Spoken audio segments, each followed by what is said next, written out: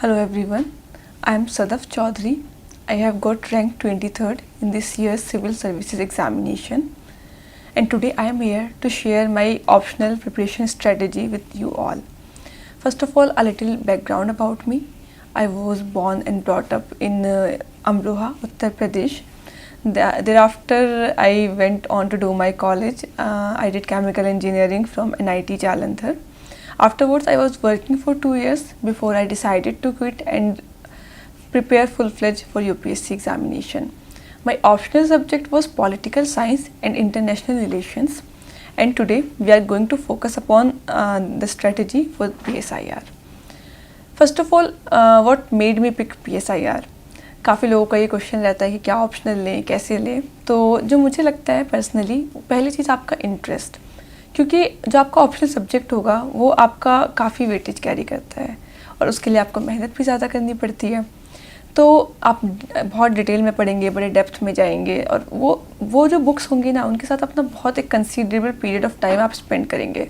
तो आप ये देखिए कि आपका इंटरेस्ट है कि नहीं है, क्योंकि अगर आपका इंटरेस्ट नहीं है तो आप इतना ज़्यादा किसी भी सब्जेक्ट को डिवोटेडली नहीं पढ़ पाएंगे. जो दूसरा रीज़न था वो ये कि लॉजिस्टिकली PSIR एक ऐसा ऑप्शनल है जहाँ पे नोट्स अवेलेबल हैं, जहाँ पे टेस्ट सीरीज अवेलेबल है. काफ़ी सारे बच्चे उसको ऑप्ट करते हैं, तो एक कंपैरिजन वाला पार्ट भी रहता है, और GS के साथ उसका डेफिनेटली ओवरलैप भी है. तो ये लॉजिस्टिकल रीज़न और इंटरेस्ट वाला पार्ट जब कन्वर्ज कर जाए आपका, तो आपका ऑप्शनल सब्जेक्ट हमेशा आपके लिए एक अच्छा पिकअप कर सकते हैं, और मेरे लिए वो PSIR था.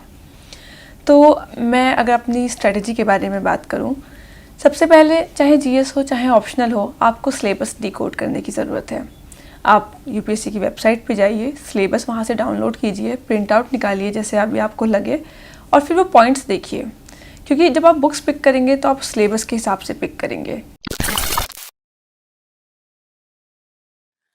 उप्स, इस रुकावट के लिए सॉरी, पर आपकी यूपीएससी की तैयारी में कोई बाधा ना आए, चाहे वो रिसोर्सेज की हो या सही गाइडेंस की. इसके लिए पिछले 5 साल से sleepy classes quality content provide कर रहा है अफोर्डेबल प्राइसेस पे. यूपीएससी कोचिंग में हमने एक भ्रम को तोड़ा है कि ओल्डेस्ट इज द बेस्ट या महंगा सबसे बेहतर है, और हमारी सैकड़ों सक्सेस स्टोरीज इस बात की गवाह हैं. तो आइए अपनी यूपीएससी की जर्नी शुरू कीजिए हमारे साथ. जुड़िए हमारे यूट्यूब चैनल पे और एनरोल कीजिए यूपीएससी 2022 और 23 के कोर्सेज के लिए हमारी ऐप पर. धन्यवाद. कि किस बुक में कौन से पॉइंट्स कवर हो रहे हैं, क्या हमारा छूट गया है जो हमें इंटरनेट से करना है, क्या हमने कर लिया है, क्या हमें और करना है. तो ये एक जो ट्रैक आपका रहेगा वो सिलेबस से रहेगा. तो सिलेबस डिकोड करना बहुत इंपॉर्टेंट है. दूसरा स्टेप जो होता है वो प्रीवियस ईयर क्वेश्चंस. आप 2010 से, जैसे मतलब मैं 10 साल पुराने तक के देखे थे, तो अभी अगर आप 2022 का अटेम्प्ट देंगे तो आप 2012 ऑनवर्ड्स देख सकते हैं. तो जब आप प्रीवियस ईयर क्वेश्चन पेपर्स देखते हैं तो आपको समझ में आता है किस एरिया की कितनी रेलेवेंस है. फिर आप उस हिसाब से उस पर फोकस कर पाते हैं. कुछ एरियाज़ होंगे जहाँ से डेफिनेटली क्वेश्चंस आएंगे. गांधी जी जैसे एक इज़ वन सच एरिया जहाँ से क्वेश्चन आपको आना ही आना है. Globalisation is another. तो ये चीज़ें जब आप PYQs देखते हैं तो आपको वो ट्रेंड समझ में आता है, और फिर आप उस एरिया पे प्रोपोर्शनेटली आप फोकस कर सकते हैं. तो सिलेबस, देन PYQs. अब उसके बाद रिसोर्सेज. तो काफ़ी सारी स्टैंडर्ड रेफरेंस बुक्स आती हैं जिनको आप रेफ़र कर सकते हैं. मैं अगर पेपर वाइज जाऊँ तो इसके 2 पेपर होते हैं. पेपर 1 आपका जो होता है वो पॉलिटिकल साइंस का होता है जनरली. पेपर 2 जो होता है वो IR का होता है. IR basically means international relations. तो पॉलिटिकल साइंस के पेपर में भी 2 पार्ट हैं आपके, एक पार्ट 1 और एक पार्ट 2. तो पार्ट 1 में आपके पॉलिटिकल थॉट आएंगी, आपकी पॉलिटिकल आइडियोलॉजीज़ आएंगी, थिंकर्स आएंगे. और पार्ट जो आपका B है उसमें आपका इंडियन पॉलिटी आती है कि क्या पॉलिटिकल सिस्टम है, एग्जीक्यूटिव क्या करते हैं, judiciary, legislature, grass root level democracy कैसे वर्क करती है. तो ये 2 चीज़ें पेपर 1 में आती हैं. पेपर 2 में अगर हम बात करें तो शुरू में आपका स्टैटिक पोर्शन आता है जो कि आपका कंपैरेटिव पॉलिटिक्स है, कि कैसे आप डिफरेंट कंट्रीज़ को कंपेयर कर सकते हैं. ग्लोबलाइजेशन आ जाएगा इसके अंदर, वर्ल्ड ऑर्गेनाइजेशंस आ जाएंगी, WTO, UN वगैरह, ब्रेटन वुड्स सिस्टम जो आपका था, और थोड़ा हिस्ट्री भी आएगी, कोल्ड वॉर में क्या हो रहा था, नॉन अलाइन्ड मूवमेंट में क्या हो रहा था. और जो इसका पार्ट B है वो है बहुत ही डायनेमिक इंडिया और उसकी रिलेशंस डिफरेंट कंट्रीज़ के साथ में और उन कंट्रीज़ के आपस में रिलेशन।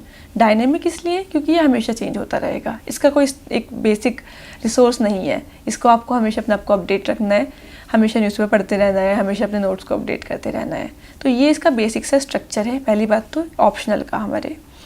उसके बाद अगर मैं रिसोर्सेज की बात करूँ तो जो आपका पेपर 1 है उसमें मैंने कुछ 4-5 बुक्स रेफ़र की थी। पहला था वेस्टर्न पॉलिटिकल थॉट, उसके लिए मैंने ब्रायन नेल्सन पढ़ा। उसमें प्लेटो, एरिस्टोटल, मैकियावेली जो हमारे थिंकर्स थे उनके बारे में बहुत ही ब्यूटीफुली एक्सप्लेन किया गया है। दूसरा इंडियन पॉलिटिकल थॉट, इसके लिए वी.आर. मेहता की बुक आती है, उसमें आपके कौटिल्य, अरबिंदो, गांधी जी, इन लोगों के थॉट्स को एक्सप्लेन किया गया है। Political theory and political ideology, इन दोनों टॉपिक्स के लिए मैंने एंड्रयू हेवुड ऑप्ट की थी। काफ़ी लोग ओपिगोवा करते हैं और बहुत दे benefit out of it, but मैंने नहीं की थी, तो एंड्रयू हेवुड बट मैंने की थी और उसके लिए मैं बोल सकती हूँ कि हाँ वो बहुत आपके लिए और मतलब मेरे लिए बहुत हेल्पफुल थी। उसके बाद अगर हम पेपर 2 की बात करें तो पेपर 2 में मैंने सिर्फ एक ही बुक रेफ़र की थी, वो थी globalisation of world politics by Baylis and Smith.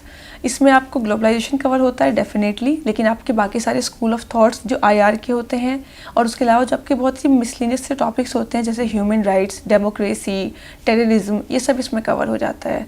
और जो थोड़े बिट्स एंड पीसेस में जो क्वेश्चंस रह गए थे मेरे, जो टॉपिक्स रह गए थे, वो मैंने इग्नू का एमए वाला मटेरियल आता है पॉलिटिकल साइंस का, आप गो थ्रू कर सकते हैं। 10-10 पेज की पीडीएफ होती है हर चैप्टर की, तो आप सिलेबस के हिसाब से जो पॉइंट्स रह गए हैं वो आप उस एमए इग्नू मटेरियल से कर सकते हैं।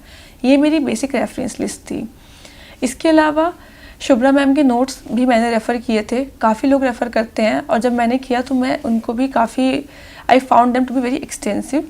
और मतलब कोचिंग तो मैंने नहीं ली थी क्योंकि मैं खुद से प्रिपेयर कर रही थी, बट मार्केट में मिलते हैं तो आप वो बुक्स की तरह उनको अगर ट्रीट करें और थोड़ा फिर रेफरेंस बुक से सप्लीमेंट करें तो that would also work beautifully for you. उसके बाद न्यूज़पेपर का क्या रोल होता है, मैं बोलूँगी कि आईआर वाले बच्चों के लिए तो न्यूज़पेपर एकदम साइन qua non है कि आपको पढ़ना ही पढ़ना है, उसके अलावा there is no way around it. तो अब आप ये बात करेंगे कि सब लोग सेम नोट्स से पढ़ रहे हैं, सब लोग सेम बुक्स से पढ़ रहे हैं, तो आपका आंसर डिफरेंट कैसे होता है? आपके आंसर्स डिफरेंट ऐसे होते हैं कि जो आप न्यूज़पेपर से पढ़ते हैं या जो आप किसी और बुक से पढ़ते हैं, वहाँ पे आपको कोई बहुत अच्छी चीज़ लग रही है तो आप उसको पिक कीजिए, उस लाइन को, उस कोट को, और अपने नोट्स में लिख लीजिए। अलग से भी लिख सकते हैं, लेकिन अलग से लिखेंगे तो थोड़ा ये है कि कंसोलिडेटेड मटेरियल आपके पास नहीं रहेगा, आपको मल्टीपल वो रेफ़र करने पड़ेंगे, कुछ ना कुछ छूट जाएगा। तो मैं यही करती थी, मैं शुभ्रा मैम के नोट्स, मैं अपनी रेफरेंस बुक्स और अपने न्यूज़पेपर्स जो भी वो सब एक जगह कंसोलिडेट कर लिया करती थी और उन नोट्स को ही मैं फाइनल में रिवाइज़ करके गई थी। और मुझे लगता है ये जो कंसोलिडेटेड वाला पार्ट था ये बहुत ही इंपॉर्टेंट रहा क्योंकि मेरी पूरी नॉलेज जो है वो इंटीग्रेट हो पाई इस वजह से। उसके बाद आंसर राइटिंग की अगर बात करें तो वो आपके ऊपर डिपेंड करता है। कुछ लोगों को आंसर राइटिंग ऑलरेडी बहुत अच्छी होती है तो वो लोग चाहें तो प्री के बाद ही स्टार्ट कर सकते हैं। टेस्ट सीरीज़ लगानी है टेस्ट सीरीज़ लगाइए, खुद से previous year question paper solve करने हैं, पेयर रिव्यू करने हैं तो वो करा लीजिए। और अगर आपको लगता है कि नहीं आपको थोड़ा और इम्प्रूव करने की ज़रूरत है, थोड़ा और प्रैक्टिस करने की ज़रूरत है, तो फिर आप थोड़ा पहले भी स्टार्ट कर सकते हैं, 4-5 महीने पहले प्री से। उसके बाद आंसर्स लिखना ज़रूरी है लेकिन उनको इवेल्युएट करना भी बहुत ज़रूरी है। आप अगर टेस्ट सीरीज़ लगा रहे हैं तो आपका जो एग्जामिनर होगा वो आपको इवेल्युएट करके दे देगा, that is fair enough, you are paying for it. लेकिन उससे भी ज़्यादा जो मुझे लगता है वो ये कि आपको भी अपनी तरफ से थोड़ा एक्स्ट्रा एफर्ट डालने की ज़रूरत है। क्योंकि जब मेरी कॉपी इवेल्युएट होके आ जाया करती थी तो मैं रेड पेन लेके बैठती थी और मैं टॉपर्स की कॉपीज़ देखा करती थी। चाहे तो प्रीवियस ईयर टॉपर्स की कॉपी देख लीजिए, चाहे आप इस बार जो आपके टेस्ट सीरीज़ में टॉपर रहा हो आप उसकी कॉपी देख लीजिए, और मैं ये कंपेयर करती थी कि ये लोग मेरे से क्या बेटर कर रहे हैं।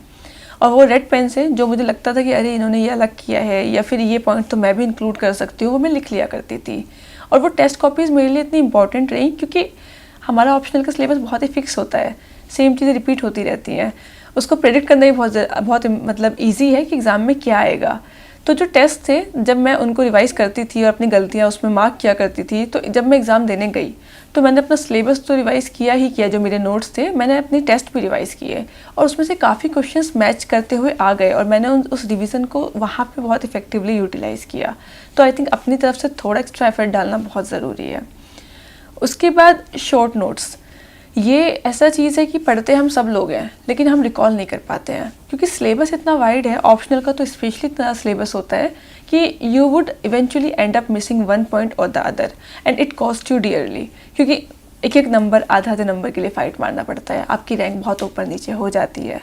तो मैंने क्या किया, towards the end of my preparation जब एग्ज़ाम आने वाले थे तो नोट्स थे मेरे पास डेफिनेटली, और मुझे सिर्फ प्री और मेंस के बीच में आंसर राइटिंग करनी थी, लेकिन मैंने एक एक्स्ट्रा काम किया कि I sat down with A4 size sheets और मैंने सिलेबस के हर टॉपिक पे 40-50 टॉपिक्स होते हैं, 40-50 पेज ही रखने हैं, उससे ज़्यादा नोट्स बनाने नहीं हैं, और मैंने शॉर्ट नोट्स बनाए। जैसे लिबरलिज्म का आपका टॉपिक है तो मैंने लिखा लिबरलिज्म, उसको हेडिंग दी, उसके बाद उसमें 4 स्कूल्स होते हैं, कौन कौन से होते हैं, उन स्कूल के थिंकर्स कौन है और उनकी क्या कोट थी, क्योंकि कंसेप्ट मुझे समझ में आ गए थे। पर ये जो फैक्चुअल होता है ना, हम रिकॉल नहीं कर पाते एग्जाम में बैठ के, और अगर आप ऐसे सब कुछ लिख के आ रहे हैं, अंडरलाइन करके आ रहे हैं, कीवर्ड्स लिख के आ रहे हैं, तो डेफिनेटली आपका आंसर काफ़ी अच्छा और इम्प्रेसिव हो जाता है। तो ये जो 40-50 पेज के शॉर्ट नोट्स मेरे हुए, ये मैंने आखिर तक रिवाइज़ किए। ये मैं हर टेस्ट से पहले रिवाइज़ करती थी, फिर मैंने अपनी बुक्स को छोड़ दिया था, बुक्स तो क्योंकि मैं पढ़ चुकी थी, ख़त्म हो गया था वो तो सब कंसेप्ट वाला पार्ट। फिर तो बस मैं इनको रिवाइज़ करती थी, शॉर्ट नोट्स को, टेस्ट लिखा करती थी, अगेन सेम चीज़। Even just before the mains examination जो मेरा फाइनल था, तब भी मैंने यही किया। तो मेरा एक फ़्लो बन गया था, सब मुझे याद रहता था और रिफ्रेशर कोर्स एक तरीके से हो जाया करता था, तो इससे मेरा कॉन्फिडेंस बहुत बूस्टअप हो गया था। तो इस चीज़ को मैं जितना एम्फेसाइज़ करूँ उतना कम है। उसके बाद आपका नेक्स्ट मैं बोलूँगी इंटरलिंकेजेस। ये बहुत ज़रूरी है पॉलिटिकल साइंस में।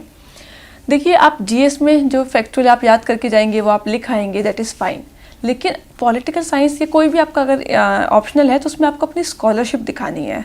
तो आप ये मत सोचिए कि आपका पहला पेपर 1 और पेपर 2 कुछ अलग अलग है। DKT UPSC CSC, अगर आप केवल सिविल सर्विस परीक्षा के प्रीलिम्स, मेंस और इंटरव्यू के वीडियो देखना चाहते हैं तो सब्सक्राइब करें DKT UPSC CSC चैनल। यहाँ आपको टॉपर्स के वीडियो रैंक के हिसाब से अरेंज मिलेंगे। चैनल के लिंक के लिए डिस्क्रिप्शन बॉक्स में जाएं। आप इंटरलिंकेजेस बनाना सीखिए। जैसे अगर आप पेपर 2 में आपका इंटरनेशनल रिलेशंस में ये आया कि आप इंडिया, चाइना, पाकिस्तान की बात कर रहे हैं, तो आप उसमें कौटिल्य की मंडल थ्योरी डाल दीजिए। आपने पेपर 1 में कौटिल्य क्यों पढ़े? इसीलिए पढ़े ना कि आप उनको अप्लाई कर पाएँ अगले उसमें। तो आप बताइए कैसे एनिमी जो होता है वो आपका फ्रेंड हो सकता है, ये जो नेबर्स होते हैं वो नेचुरल एनिमी होते हैं। जो वो थ्योरीज वो देते हैं उनको आप IR में अप्लाई कीजिए, एंड वाइस वर्सा। पेपर 2 को आप एग्जाम्पल के तौर पे पेपर 1 में लिख सकते हैं। जैसे कोई आपसे पूछे कौटिल्य की थ्योरी का एग्जाम्पल, तो आप चाइना, इंडिया, पाकिस्तान बता दीजिए। तो ये इंटरलिंकेजेस बहुत ज़रूरी है। एंड सेम वे आपकी स्टैटिक और डायनेमिक जो आपके पोर्शन है उनकी इंटरलिंकेजेस, कि आप न्यूज़पेपर में कोई चीज़ पढ़ रहे हैं और आपने थ्योरी में वो पढ़ा है तो आप एग्जाम्पल में लिख के आइए। मैं कभी भी आंसर लिखा करती थी तो मैं ये चीज़ करती थी कि हमेशा एक करंट से ओपन करती थी।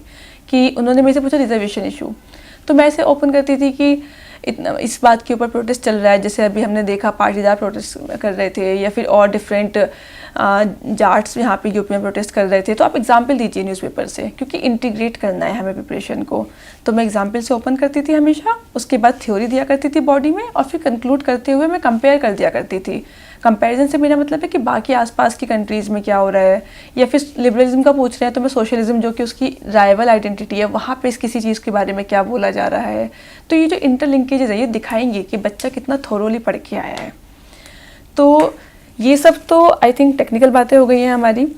और लास्टली जो मुझे लगता है आखिर में, आपका ऑप्शनल आपका रैंक डिसाइड करता है डेफिनेटली, क्योंकि आप जीएस प्रिपेयर करेंगे, आप एग्ज़ाम निकाल लेंगे, बट अगर आप ऑप्शनल अच्छे से प्रिपेयर करेंगे तो आपके नंबर बहुत ही एक्सपोनेंशियली ऊपर जा सकते हैं। मेरा जो स्कोर रहा आपके इसमें ऑप्शनल में, वो मैंने पेपर 1 में 140 मार्क्स स्कोर किए थे, पेपर 2 में 130, तो ओवरऑल 270 स्कोर था। और इस बार जो हाईएस्ट स्कोर गया है वो 300 गया है, तो I was among the top 10 percentile. So आपको हमेशा ये एक इंडेवर करना है कि टॉप में रहना है ऑप्शनल में। उसके लिए थोड़ा एक्स्ट्रा एफर्ट डालना पड़ेगा, डेफिनेटली डालिए, और डरिए मत अपने ऑप्शनल से, क्योंकि यही तो एक चीज़ है जो आपने खुद पिक की है। इस चीज़ से तो आप प्यार करते हैं, इस सब्जेक्ट से, तो आप उससे क्यों डरते हैं। मैं एग्ज़ाम देने जाती थी, मैं लोगों को देखती थी कि जैसे एग्ज़ाम से पहले people are vomiting because they are so nervous, and this happens with everyone. But don't get disheartened, ऐसा मत सोचो कि मुझे नहीं आता है। लास्ट डे तक भी आपको फील होगा कि आप अनप्रिपेयर्ड हो, बट ट्रस्ट मी, आप जब इतना पढ़ के जाएंगे तो वो नॉलेज कहीं ना कहीं आपके अंदर है, and the moment you will see the question paper it would automatically come out. लेकिन अगर आप कॉन्फिडेंस से नहीं जाएंगे तो आपको जो आता होगा आप वो भी भूल जाएंगे। तो अपने ऑप्शनल से प्यार कीजिए, उसके लिए डेडिकेटेडली मेहनत कीजिए और घबराइएगा मत। आई एम डेफिनेटली श्योर कि आपके अच्छे मार्क्स आएंगे। Thank you.